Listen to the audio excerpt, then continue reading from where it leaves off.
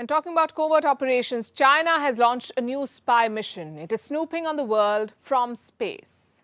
Now, this is no exaggeration. There is a Chinese satellite in space, a lot of Chinese satellites, but this one can eavesdrop. This is the TJS-3 satellite. It was launched in the year 2018. On paper, this is a communication experiment satellite. But in fact, the satellite is designed to snoop on other satellites. Right now, its target is the US.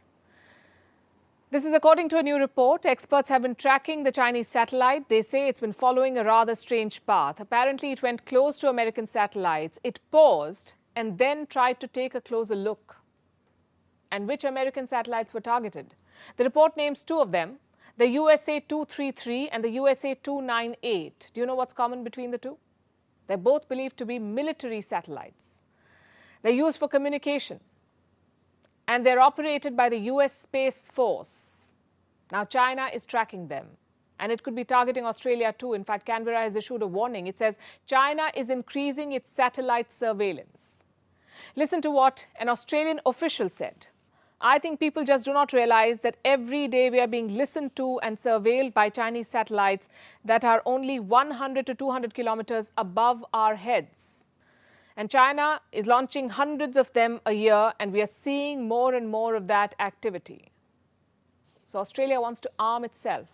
It wants to acquire what is called soft kill technology.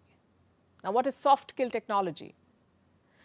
It is technology used to destroy enemy satellites without creating any dangerous debris, hence the name soft kill. Australia also wants to develop more electronic warfare capabilities, something that can disrupt and disable satellites. This technology is not yet commercially available. Australia is looking for an indigenously developed solution. So China now has spies in space too. Is that a first? Certainly not.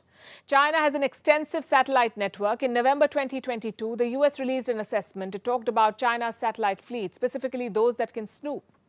This fleet has more than 260 satellites, and they have three tasks: intelligence, surveillance, and reconnaissance. This fleet makes the balloons look like the backup option. This is space warfare we're talking about, and China has been at it for a while. Going by one claim, Chinese spy satellites fly over the US every day. They can take pictures, collect radio signals and other data. And the Indo-Pacific could already be a target. So key players in the region are now trying to catch up, like South Korea.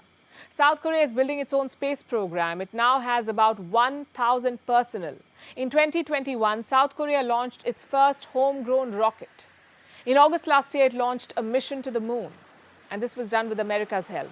The next goal is to deploy 8 working satellites. Same with Japan. It is working on its space security. This week, Japan tried to test a new rocket. It's called the H3. Once ready, it will be Japan's flagship vehicle for satellite launches. The rocket is about 200 feet long. It lifted off on Tuesday morning, but there was a malfunction. Japan had to blow up the rocket. This was to ensure that the wreckage does not threaten any property or people. So this particular launch failed, but Tokyo is not giving up.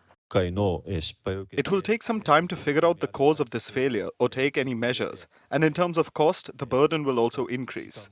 But ultimately, under a normal operational status, which includes considerations of cost, we are still aiming to field an internationally competitive rocket. The space war is heating up. China poses a threat on every front. For South Korea and Japan, there's an added challenge in Pyongyang. They don't want to depend on American surveillance to keep track of their neighbors. They're working on building their own programs and their own tools of deterrence.